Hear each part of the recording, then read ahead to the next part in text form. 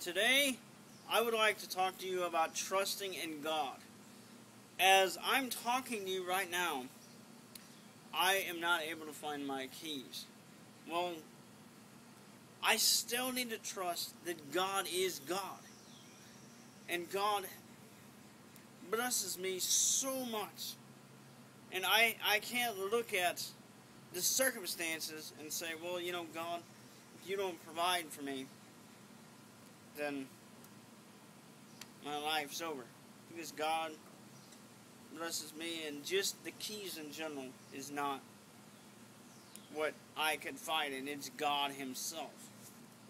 But it talks about in Proverbs 3, 5, and 6, and many of you have probably read this. It says, "Trust in the Lord with all thine heart, and lean not unto thine own understanding.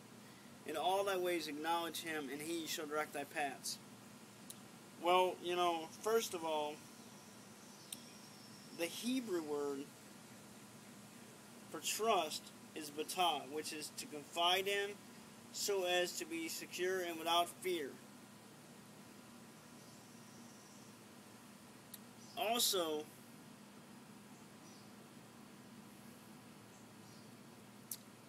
it says, in all thy ways acknowledge Him, and He shall direct thy paths. Well, mainly what it's saying is begin, continue, and end every good work, purpose, and plan with God.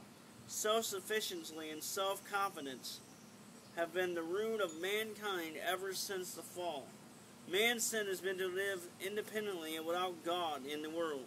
True religion consists of full acknowledgement of God in all human affairs. As so many people these days, they just live independently and without God in their lives.